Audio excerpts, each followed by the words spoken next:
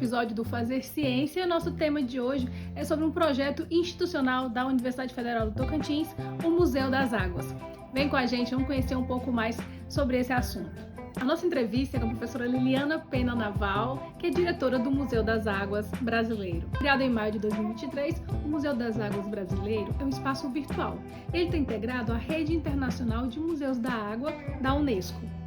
O Museu das Águas Brasileiro é um projeto institucional da Universidade Federal do Tocantins, que tem como objetivo aproximar o público aos temas relacionados à água.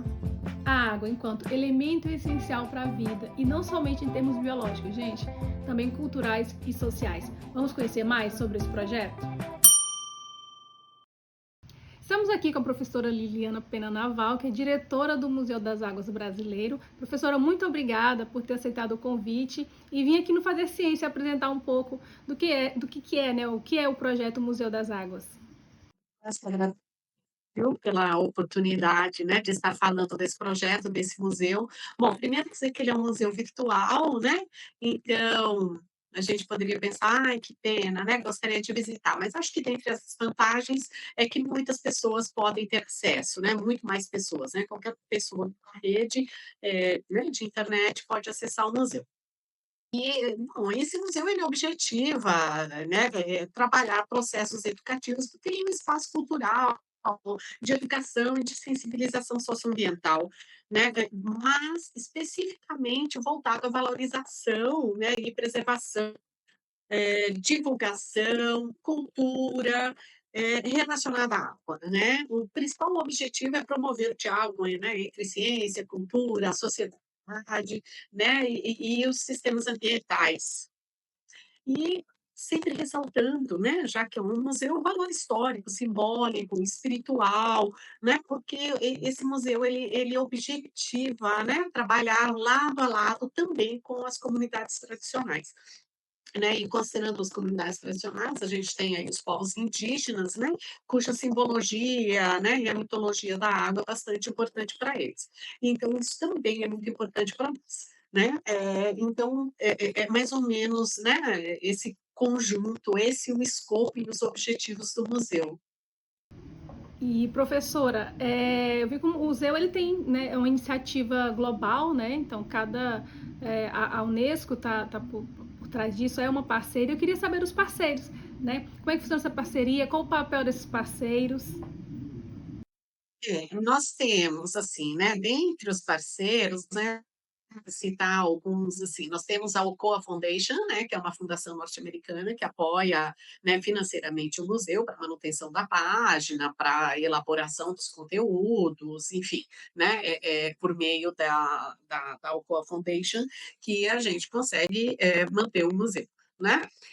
Nós temos também o apoio da FACTO, que é a Fundação de Apoio Científico e Tecnológico do Tocantins, né, que também nos apoia de diferentes formas, e nós temos, né, alguns, parceiros, de instituições acadêmicas e de pesquisa, como, por exemplo, o INPA, que é o Instituto de Pesquisa da Amazônia, nós temos a Universidade de São Carlos, a Universidade de São Paulo, e também, né, temos um apoio de redes, vinculadas, né, ou de redes que representam comunidades, né, organizações comunitárias. Então, por exemplo, nós temos uma parceria com a rede latino-americana afro-indígena, né, então são muitos parceiros, né, e quando a gente fala da rede internacional de museus, ela é composta por mais de 140 museus. Então todos esses museus, né, de alguma forma, né, com um vínculo maior ou menor, terminam sendo parceiros da iniciativa, né, do Museu das Águas Brasileiras.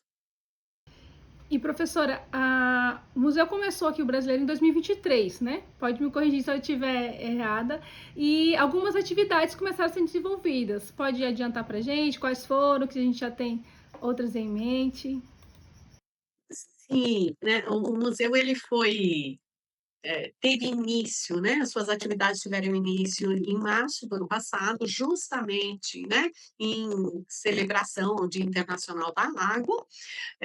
Então, O ano passado, bem como este ano, né, nós realizamos um evento comemorativo, um evento bastante grande que reuniu muitas pessoas ali, né, desde artistas, líderes comunitários, cientistas, enfim, né, várias expressões da comunidade para tratar dos temas água.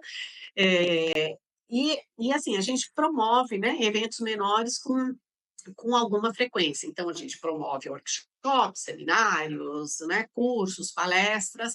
Nós temos também exposições fotográficas, de fotógrafos que nos cederam o trabalho, né, e que são bastante renomados, esses fotógrafos, e cujo material se relaciona com água.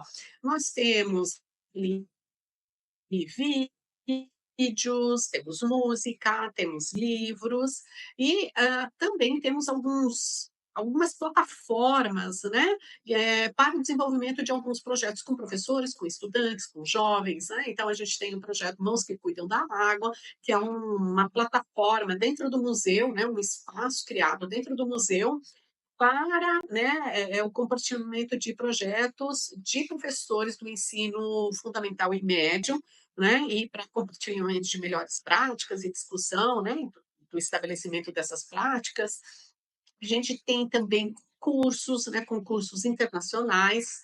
Então, assim, são várias as atividades, né, enfim, agora a gente vai começar também a trabalhar editoriais, né, que são editoriais ali, com campanhas de conscientização, né, sobre água, né. Então, o nosso primeiro editorial será sobre microplásticos, né, a presença assim, as causas e consequências dos microplásticos em água, né, e deve estar saindo aí entre 10 e 15 dias, né. E a gente também produz ali conteúdos digitais, audiovisuais, enfim. Produzindo e democratizando o conhecimento e o acesso às informações sobre a água. E professora, não é fácil, né, manter todo um museu com todas as atividades, né, uma rede enorme, né, e já tem bastante atividade, muita coisa boa vindo por aí. Quais são os principais desafios de manter as atividades do museu?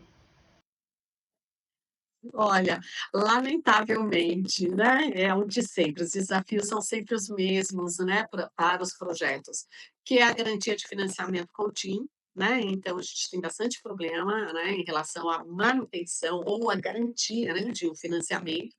Eh número, né, de pessoas que possam trabalhar no museu, né, nesse momento nós somos 3 pessoas trabalhando, né, fazendo todas essas atividades. Um desafio muito importante para nós, né, é ampliar, né, o público visitante, né, conseguir, né, uma participação mais efetiva da comunidade, né. Assim, hum conseguir, né, estabelecer contato e a acervos, né, a materiais que possam, ficar disponibilizados no museu, principalmente, né, sobre o que a gente chama de bens imateriais ou intangíveis, né, que fazem parte da cultura popular, por exemplo, né. Então está muito associado às narrativas, aos simbolismos, né, aos saberes tradicionais e infelizmente, né, a documentação é muito escassa sobre esse material. Então tem sido bastante difícil, né, porque a gente pretende criar uma biblioteca, né, um espaço, né, com esses materiais, mas não tem sido muito simples, né, pela ausência mesmo. Eu acho que assim, também, um outro fator importante é a adaptação às tecnologias digitais, né, então isso de novo, né, cai lá no financiamento, né, porque hoje você trabalha com realidade virtual, realidade aumentada, enfim, são, né, tecnologias caras, mas que seriam bem importantes, bem interessantes, né, para melhorar e aumentar a interatividade e logo, né, a gente acredita que melhora, né, a visitação ao museu, né. Acho que esses seriam os principais desafios nesse momento. E professora, acaba que as perspectivas para o futuro também são desafios, né? E dentro dessa recente história do nosso Museu das Águas brasileiro, o que a gente pode esperar? Né? A senhora já falou alguma coisa, já pincelou, mas acredito que vem muita coisa boa, né, para a gente conseguir é, popularizar, né, e informar que o museu existe, né, e porque ele é vamos dizer assim, um salvaguarda das nossas águas. E a água é um bem tão precioso, né, e finito. Então exato, meu bem, tão precioso e há muito pouco conhecimento, né, há muitas ações, né, mas, assim, é o que a gente denomina de ações pulverizadas, né. Então uma das nossas metas é ampliar as parcerias nacionais e internacionais, né, para a gente integrar essas ações, para trabalhar junto, né, para não pulverizar, não gastar recurso, né, em duplicidade, não gastar esforços, né. Então, assim, trabalhar em conjunto. Então, as metas né, apostar em projetos em parceria, projetos nacionais e internacionais, projetos pequenos, projetos grandes, projetos com a comunidade, sempre integrando as comunidades, principalmente no nosso caso as comunidades tradicionais indígenas, quilombolas e ribeirinhas, né?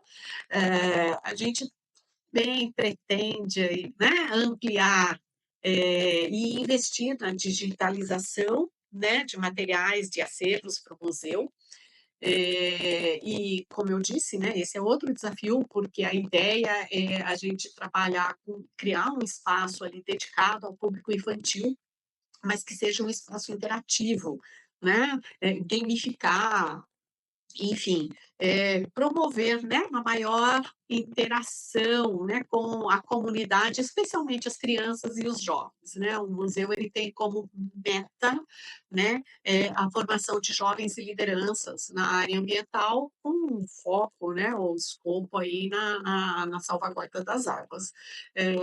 Então para isso a gente precisa, né, ainda ali trabalhar bastante, né, na interatividade das ações do museu, né.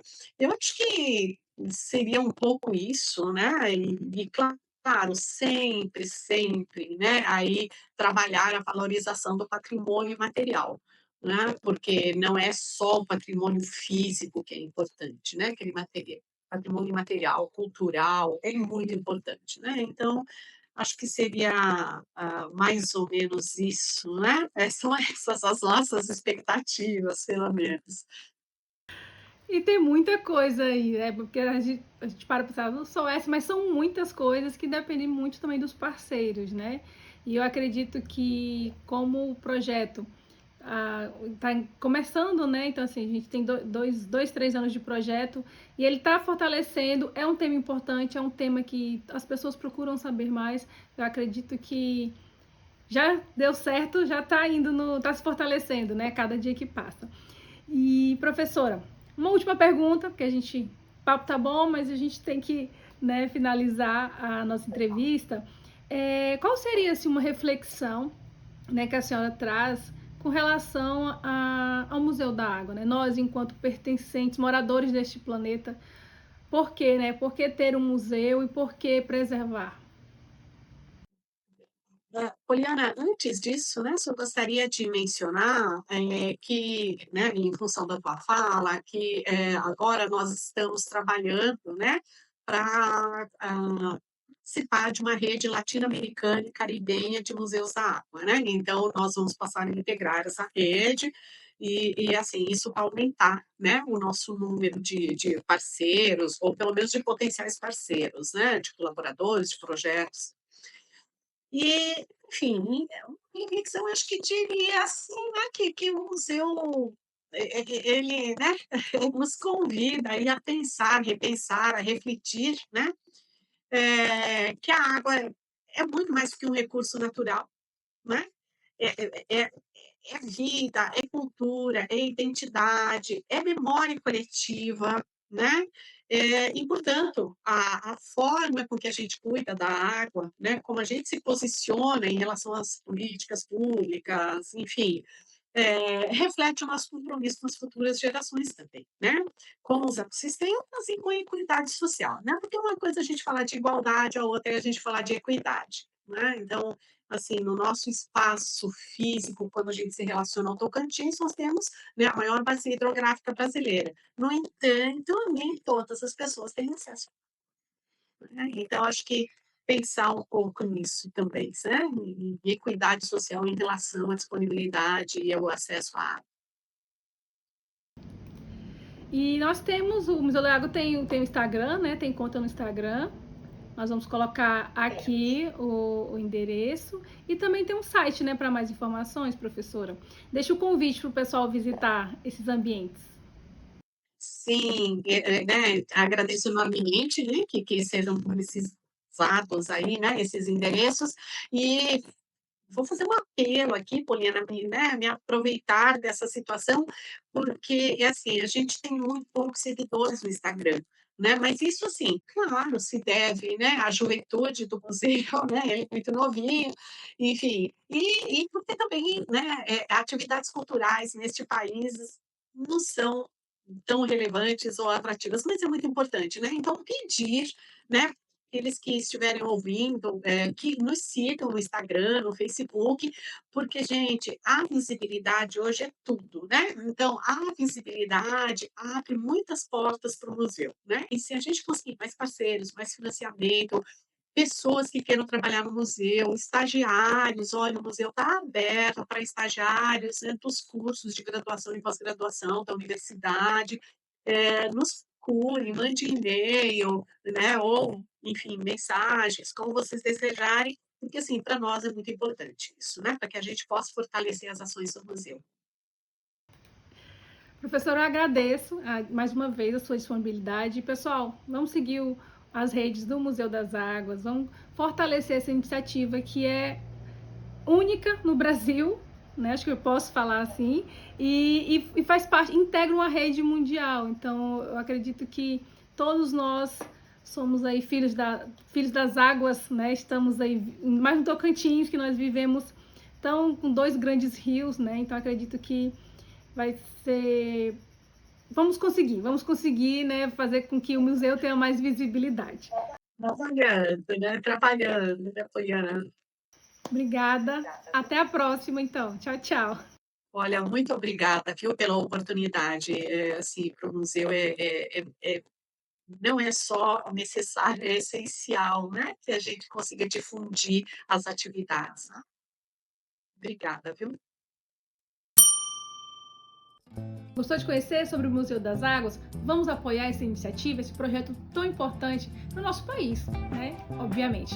Bom, segue aqui eles nas redes sociais, segue a gente também na UFT FM e, claro, não deixe de se inscrever na UFT TV. Até o próximo episódio. Tchau, tchau!